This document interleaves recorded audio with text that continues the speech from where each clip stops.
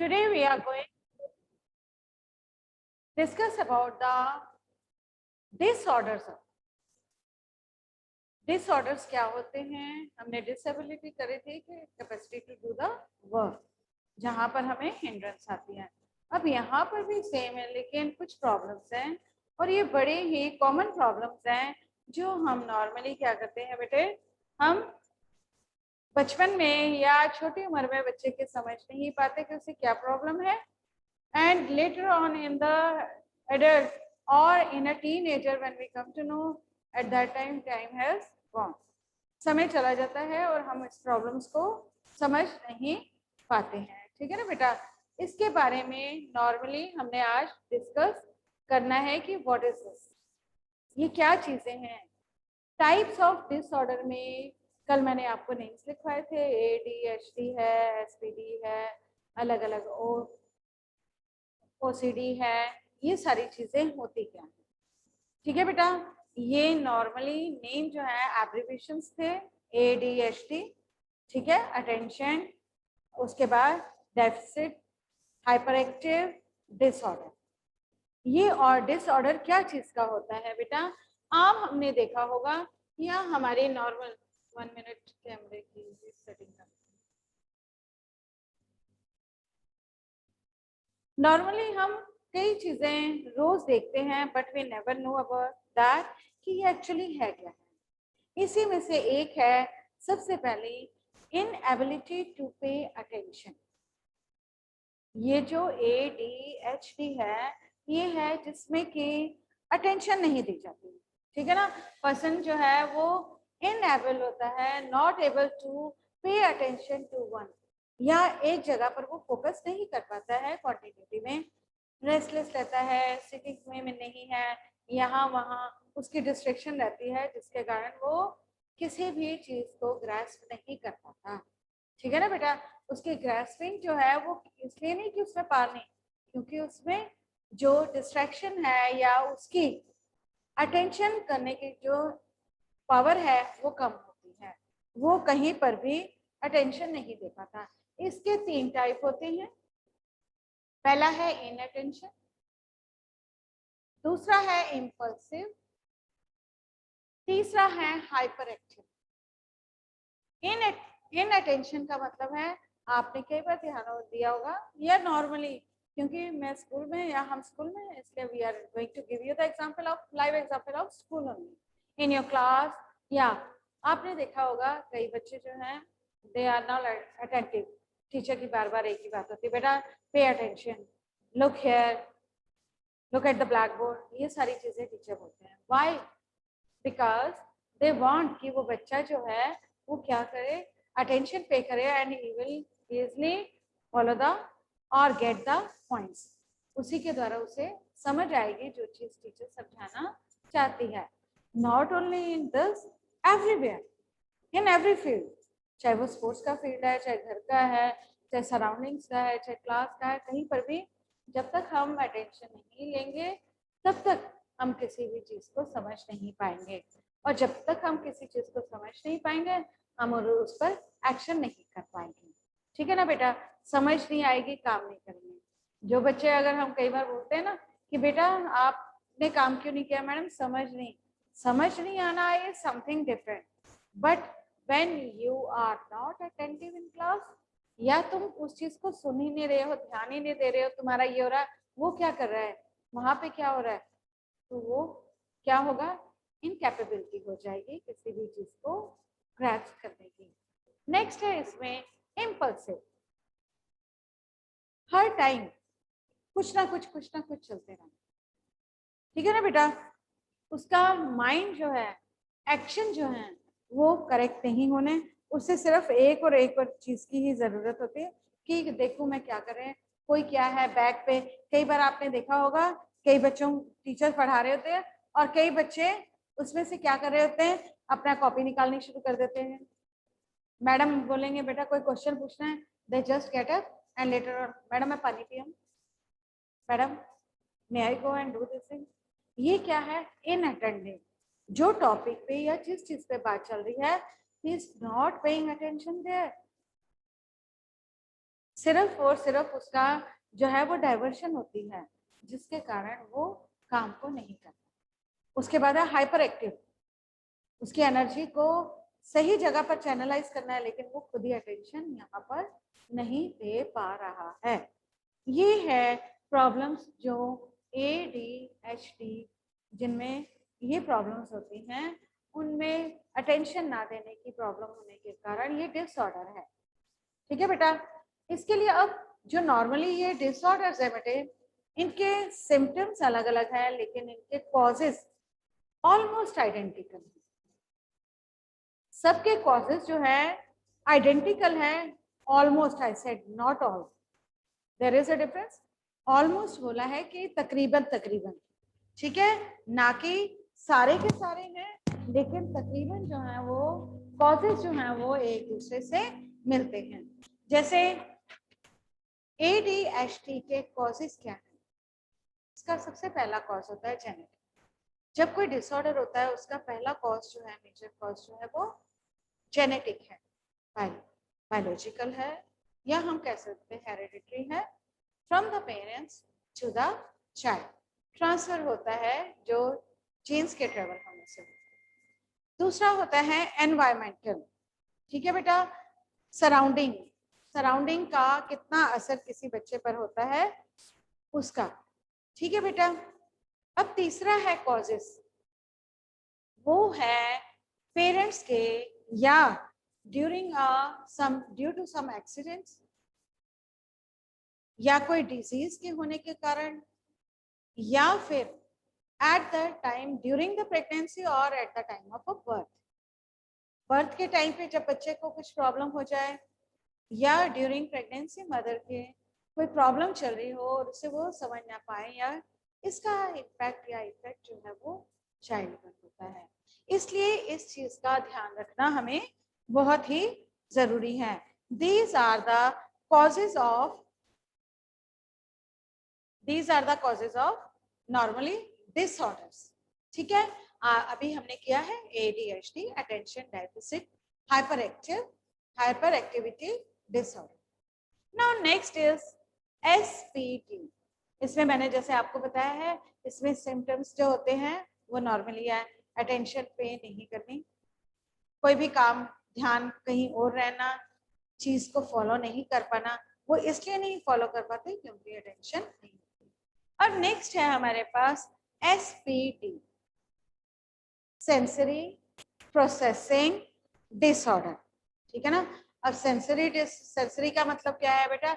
ऐसे होता है कई बार हमारे जो न्यूरोलॉजिकल या हम जो चीजें मैसेज करते हैं, ठीक है, हमारे ब्रेन उसे रिसीव कर लेता है और रिस्पॉन्ड भी करता है, लेकिन अप्रोप्रिएट वे में या सिस्टमेटिकली जैसे रिक्वायर्ड है उस तरीके से रिस्पॉन्ड नहीं करता, ठीक है, जिसके कारण उसका पूरा सिस्टम जो है वो चेंज होता है।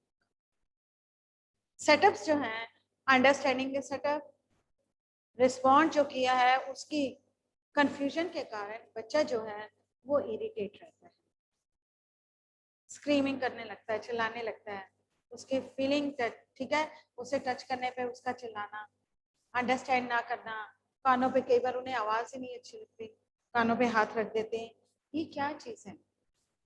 ये इनकी सेंसरी, ठीक है ना, जो ऑर्डर प्रोसेसिंग में किया गया है, इंफॉर्मेशन जो गई है उसे प्रॉपरली इसने लिया नहीं है, या उसे उसी तरीके से सही तरीके से उसको रिस्पॉन्ड नहीं किया, उसका आंसर जो है वो करेक्ट नहीं आया, जिसके कारण उसे क्या होती है, इरिटेशन होने लग जाती है। क्योंकि कई बार हमने देखा है कई बच्चे तो स्मार्ट होते ही हैं, अदरवाइज क्या होता है, तो जब कोई क्वेश्चन या कोई चीज के बारे में दे जस्ट डाइवर्ट, मैं वो कर रहा था, मैंने वो किया, मैंने ये, some of the there those who are having this problem, और कुछ ओवर स्मार्ट बच्चे होते हैं, दोनों चीजें हैं यहाँ पर। इसमें क्या है, हियरिंग की, टचिंग की, टेस्ट की, इसमें बहुत ज्यादा इफेक्ट होता है, और कई बार तो होता है कि वो रिकॉल ही नहीं कर पाते हैं, फूड स्ट्रक्चर के बारे में, सेंसेस के बारे में उन्हें प्रॉब्लम्स रहती, ठीक है बेटा। अब इसके भी जो कॉजेज हैं they are almost identical as I told you earlier के डिसऑर्डर्स के मैक्सिमम जो कॉजेज हैं वो एक जैसे हैं। ठीक है, नेक्स्ट हमारा आता है that is regarding the ASD। ASD का फुल फॉर्म क्या है? ऑटिज्म स्पेक्ट्रम, जिसमें हमारा बिहेवियर, हमारी इंटरेक्शन, हमारी कम्युनिकेशन दूसरों के साथ कैसी होती है। ठीक है, कई लोग इंटरेक्ट करना पसंद नहीं करते हैं। ठीक है, उनसे उनके साथ बात करो वो या नीचे या उनकी आंखें यहाँ होगी या वो जवाब नहीं देते हैं। Even though they are hearing each and everything but they never contact eye to, उनकी आई टू आई कॉन्टेक्ट जो है वो नहीं हो पाता। ठीक है, इसमें क्या होता है, इनकी प्रॉब्लम क्या होती है, इनका रेपिटेटिव बिहेवियर, हर चीज को बार बार बोलेंगे, हर एक्टिविटी को वो बार बार करने की कोशिश करेंगे या बार बार इस एक ही एक्टिविटी को जो है वो कंटिन्यू करते हैं। ठीक है बेटा, बिहेवियर उनका डिफरेंट होता है, जिसके कारण वो कोई भी जिस काम से मना करो उसे करेंगे, बार बार करेंगे, ऐसे इनके होते हैं। आई कांटेक्ट ये बिल्कुल नहीं रख पाते हैं, सीधा किसी से भी आंख से आंख मिलाकर बात नहीं करते हैं, ये इनकी प्रॉब्लम्स हैं। और कॉजेस ऑलमोस्ट सेम है कि बर्थ टाइम में कॉम्प्लिकेशन के कारण, एनवायरमेंटल के कारण, एक्सीडेंट और डिजीज के कारण, उसके बाद उसके नॉर्मली जो है जेनेटिक या हेरिडिटरी प्रॉब्लम, जेनेटिक है passing from the parents to the offspring. ठीक है, ये चीजें, ये प्रॉब्लम्स जो हैं इन बच्चों के साथ या इन लोगों के साथ होती हैं, जो कई बार अगर अर्ली स्टेज पे पकड़ी जाए तो इसका काफी बेनिफिट भी हो सकता है, लेकिन जब तक पता चलता है कई बार टीनेज हो जाती है एंड हम फिर उसे क्या कह देते हैं, ये इसकी आदत है, और हम कहते हैं कि आदतों को चेंज करना बहुत ही मुश्किल है। ठीक है ना बेटे, जब तक हम इंटरनली उस पर क्या नहीं करेंगे, डिटरमिन नहीं होंगे कि हमने ये हैबिट को या इस चीज को, लेकिन यहाँ पर डिसऑर्डर होने के कारण इन्हें इस चीज की अवेयरनेस नहीं होती है। उसके बाद आपने सुना होगा एक ODD। ठीक है, ODD का मतलब क्या होता है? Optional definite disorder. अब ये क्या चीज है? यहाँ पर ग्रुप बिहेवियर जो है वो बड़ा अजीब सा होता है। आपने देखा होगा कई बार आप कई बच्चों को या किसी को देख रहे हो वो मुंह बनाने शुरू कर देते हैं। ठीक है ना, he just start teasing you or doing the things in a very odd manner, या कंटिन्यू कई बार हम देखते हैं कि कई बच्चे ब्रश के लिए उनको बोलो या टूथब्रश के लिए दे स्टार्ट जस्ट उस ब्रश को तोड़ना, उसे गोल गोल घुमाना या कई चीजें ऐसी उल्टी सीधी वो करनी शुरू कर देते हैं।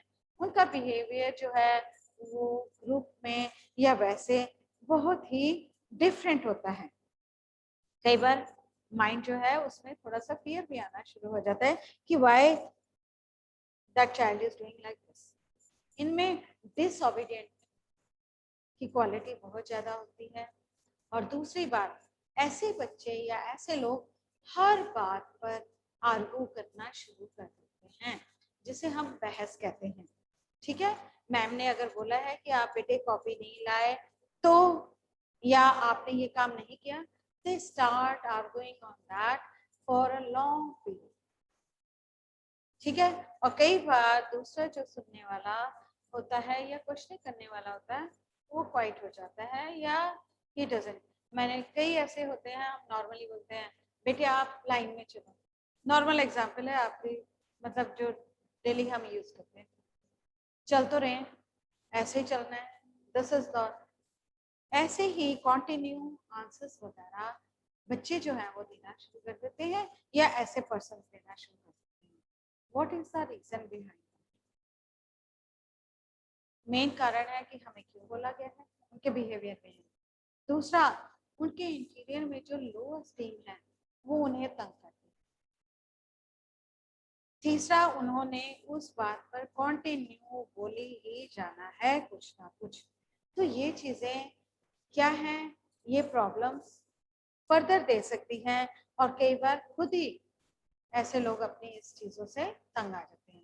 इसके कारण इनकी ग्रास्पिंग करने की किसी भी चीज को सिर्फ स्टडी नहीं है, अगर वो गेम्स में है, रूल्स एंड रेगुलेशंस को फॉलो नहीं करना, अननेसेसरी एग्रेसिव हो जाना, आर्गू करना, रेफरी से आर्गू कर लिया, कोच से आर्गू कर लिया, अपने ओपोनेंट से कर लिया, और नहीं तो अपने टीममेट से ही आर्गुमेंट करना, अननेसेसरी गेम में नहीं इंटरेस्ट, तो ये चीजें इनके लिए और गेम करवाने वाले के लिए भी बहुत ही खतरनाक हो सकती हैं।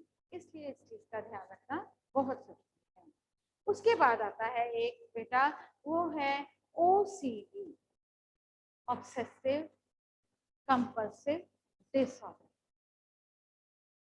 ऑब्सेसिव कंपल्सिव डिसऑर्डर, अब डिसऑर्डर का मतलब ही वैसे तो पेनफुल चीज है, लेकिन इसमें क्या होता है, ये बड़ी ही common chronic long lasting disease है बेटा, प्रॉब्लम है, not disease, it's a long lasting problem है, या हम इसे कह सकते हैं डिसऑर्डर है। अंत इसमें क्या है, हमारे हाथ में नहीं है, थॉट्स जो है, थॉट प्रोसेस जो है हमारे माइंड में, वो कंटिन्यू चलता रहता है, एक चीज का उससे दूसरी चीज का रिलेटेड करना अनकंट्रोलेबल है, हमारे बस में ही नहीं होता कि हम कुछ ना कुछ इसके बारे में क्या रहता है, चलता रहता है, और कुछ नहीं, मेरे हाथ गंदे हैं, मेरे हाथों में जर्म्स लग गए हैं, ये यहाँ नहीं बैठेगा, मैंने यहाँ नहीं बैठना, ऐसी चीजें जो है बेटे वो कॉन्टिन्यूटी, जिसके कारण इनका मैक्सिमम टाइम जो है वो इन चीजों में आने के कारण बाकी की चीजों की आउटपुट जो है वो ये नहीं दे पाते। डिसऑर्डर है, ऑब्वियसली सबके साथ ही होता है, लेकिन इसमें जो ऑब्सेसिव है, किसी भी चीज के लिए ऑब्सेशन होना, वो है, कई बार एग्रेसिव थॉट आ जाते हैं उनके और कंटिन्यू रहते हैं वो थॉट्स, ये सारी चीजें जो हैं वो प्रॉब्लमेटिक है for each and every person.